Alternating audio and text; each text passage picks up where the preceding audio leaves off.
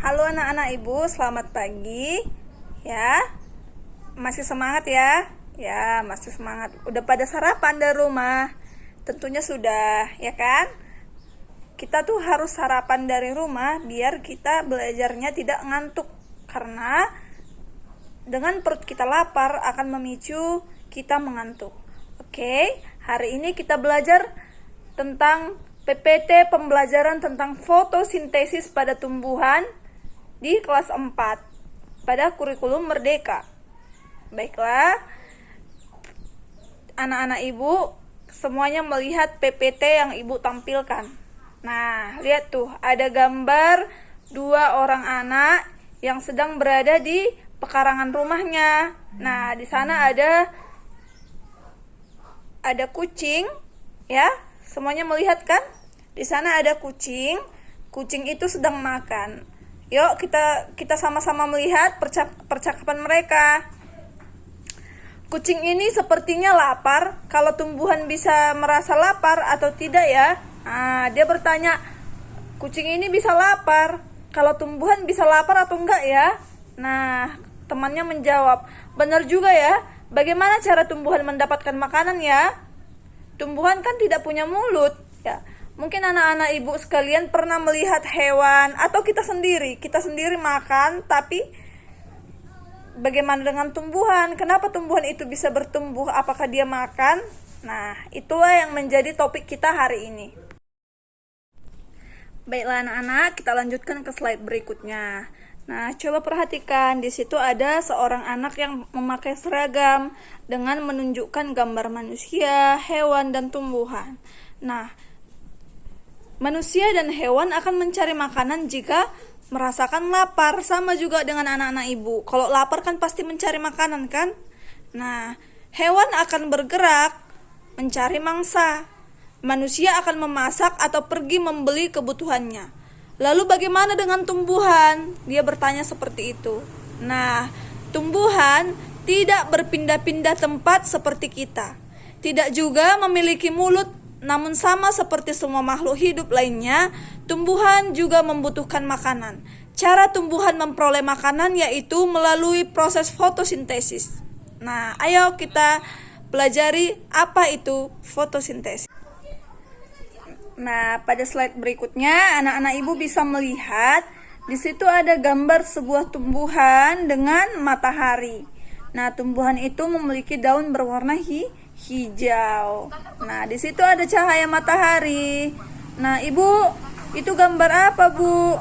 Nah, inilah gambar dari proses fotosintesis atau proses memasak makanan bagi tumbuhan. Oke, pertama adalah cahaya matahari. Nah, energi cahaya. Energi cahaya dari matahari diperoleh atau diserap oleh daun. Kemudian ada klorofil. Pada daun terdapat bahan khusus yang bernama klorofil atau zat hijau daun yang berfungsi untuk menyerap cahaya matahari untuk proses fotosintesis. Nah, di dalam daun itu ada klorofil atau zat hijau daun. Nah, zat hijau daun itulah yang bertugas untuk menyerap cahaya matahari atau menyerap energi matahari. Kemudian yang ketiga ada air. Nah, air yang tersimpan di dalam tanah diserap oleh akar dan akan disalurkan oleh batang sampai ke daun. Nah, di situ tugasnya akar untuk menyerap air dari dalam tanah. Kemudian dari akar dia akan meneruskan ke daun, ke batang, dan ke seluruh bagian tubuh tumbuhan. Nah, kemudian yang keempat, karbon dioksida. Nah, gas karbon dioksida yang dikeluarkan oleh manusia dan hewan saat menghembuskan nafas atau saat menghembuskan nafas serta hasil pembakaran akan diserap oleh daun. Nah, sekarang karbon dioksida itu diperoleh dari mana, Ibu? Nah, ketika kita menghirup oksigen, coba kita tarik nafas dulu. Nah, yang kita keluarkan adalah karbon dioksida. Nah, itu juga akan diserap oleh tumbuhan. Kemudian Terjadinya fotosintesis. Setelah semua bahan terkumpul, daun akan melakukan proses fotosintesis. Proses ini terjadi pada bagian kloroplas daun. Nah, kloroplas daun ini tidak dapat kita lihat dengan mata telanjang ya, harus menggunakan mikroskop.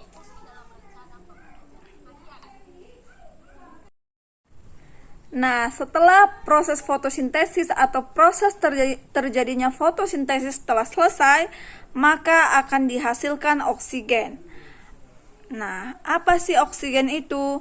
Oksigen adalah gas hasil fotosintesis yang dilepas oleh daun ke udara, kemudian dimanfaatkan oleh manusia dan hewan untuk bernafas. Jadi, setelah fotosintesis dihasilkan oksigen. Nah, oksigen ini berfungsi untuk apa? Nah, ini ketika kita bernapas, kita akan menghirup oksigen. Nah, oksigen itu dihasilkan oleh tumbuhan. Nah, kemudian apa lagi Bu hasil dari fotosintesis? Nah, karbohidrat. Karbohidrat adalah zat makanan yang disalurkan ke seluruh tubuh tumbuhan oleh batang. Kelebihan zat makanan akan disimpan oleh tumbuhan pada bagian tertentu, contohnya pada bagian akar, batang, dan buah. Nah, selain oksigen yang dihasilkan fotosintesis pada tumbuhan, juga karbohidrat dihasilkan oleh tumbuhan. Nah, karbohidrat yang dihasilkan tumbuhan ini apabila kelebihan, maka akan menghasilkan buah. Nah, buah tumbuhan yang kita makan itu adalah hasil dari karbohidrat. Nah, seperti itulah proses fotosintesis. Nah, anak-anak ibu bisa melihat lagi slide berikutnya. Nah, di situ ada proses singkat seperti yang ibu jelaskan tadi, proses fotosintesis. Nah, kalau bagian yang slide ini adalah proses singkatnya, ya. Fotosintesis pada tumbuhan. Nah, di situ ada gambar sebuah tumbuhan, ada cahaya matahari. Cahaya matahari diserap oleh daun, ya. Bahan-bahan fotosintesis yang dari alam apa saja Ibu? Cahaya matahari, air, dan karbon dioksida. Nah, kalau dari tumbuhan itu sendiri, klorofil atau yang dinamakan dengan zat hijau. Nah, hasil fotosintesis itu apa Ibu? Oksigen. Nah, oksigen adalah gas hasil fotosintesis yang dilepas oleh daun ke udara. Kemudian apa Ibu? Karbohidrat. Karbohidrat adalah zat makanan yang disalurkan ke seluruh tubuh tumbuhan oleh batang. Nah, itulah hasil dari fotosintesis. Nah, manfaat fotosintesis itu apa Ibu? Nah, coba anak-anak Ibu lihat gambar percakapan yang ada di slide. Nah, di situ ada 3 orang. Ya, di situ ada 3 orang. Oke. Ada yang pakai baju merah, ada perempuan pakai kacamata, ada juga yang memakai baju biru. Ya, anak-anak Ibu bisa membedakan warna kan? Tidak ada yang buta warna. Oke. Nah, di situ tanaman padi bisa tumbuh sampai panen. Karena tanaman melakukan fotosintesis. Nah, dia berkata tanaman padi bisa tumbuh sampai panen karena tanaman melakukan fotosintesis. Nah, datang lagi yang satunya. Kita bisa bernafas karena tumbuhan melakukan fotosintesis. Kemudian yang berbaju biru mengatakan kita bisa makan nasi karena ada proses fotosintesis. Nah, apa yang mereka sampaikan itu adalah hasil dari fotosintesis. Artinya apa? Itu adalah keuntungan dari fotosintesis bagi makhluk hidup lainnya. Ya, padi. Dengan adanya padi, ada nggak keuntungan bagi makhluk hidup lainnya? Ada, seperti tikus bisa ada makanannya. Manusia juga bisa makan beras, atau beras itu dimasak menjadi nasi. Kita bisa memakan nasi. Kemudian apa lagi hasil besarnya dari fotosintesis Ibu? Nah, udara atau oksigen itu kita sangat membutuhkan itu. Kalau kita tidak ada oksigen, mungkin kita tidak akan bisa hidup. Kita sangat membutuhkan oksigen. Nah, kemudian apa lagi Bu? Nah, kata yang biru ini makan nasi. Ya, sama juga kata yang yang pakai baju merah tadi, padi. Nah, seperti itu. Nah, di situ ada sekilas info. Nah, di situ ada gambar apa? Gambar seorang anak dengan pakaian seragam, sama kayak anak-anak ibu kan pakai seragam. Nah, di situ ada gambar apa, Ibu? Bunga rafflesia dan tali putri. Nah, di situ ada, sadarkah kalian tanaman di sekitar kita bergerak mencari sinar matahari? Percobaan di samping membuktikan bahwa tanaman bergerak mengikuti cahaya matahari. Ada jenis tumbuhan yang tidak memiliki klorofil seperti bunga rafflesia arnoldi dan tali putri. Keduanya tidak bisa melakukan fotosintesis sehingga perlu menumpang pada tanaman lain dan ikut mengambil makanan. Nah, ada katanya tumbuhan yang tidak bisa berfotosintesis seperti bunga rafflesia arnoldi, ya. Itu adalah bunga yang apa? Ayo. Nah, itu adalah bunga yang dijaga atau bunga langka yang perlu dilestarikan, ya. Nah, ada juga tali putri. Mungkin sering kita melihat itu ada di kebun, ada di hutan-hutan, di semak-semak belukar itu ada. Nah, itu tumbuhan yang tidak bisa berfotosintesis. Nah, Ibu kan tadi bilang kalau tumbuhan yang berfotosintesis itu pasti bisa makan. Kenapa? Karena dia memasak makanannya. Terus bagaimana sama tumbuhan yang tidak bisa berfotosintesis, Ibu? Nah, mereka menumpang di tumbuhan lain, ya. Mereka mereka hidup dengan menumpang pada tumbuhan lain. Dari tumbuhan lainlah mereka memperoleh makanan. Nah, pada slide berikutnya, peran tumbuhan bagi manusia dan hewan. 1.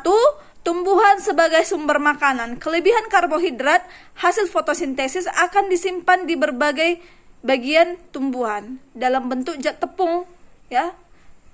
Contoh, ada di daun dan ada di bunga. Kemudian ada di buah dan ada di biji. Kemudian ada di akar, ada di batang. Yang ada di akar apa aja, Ibu?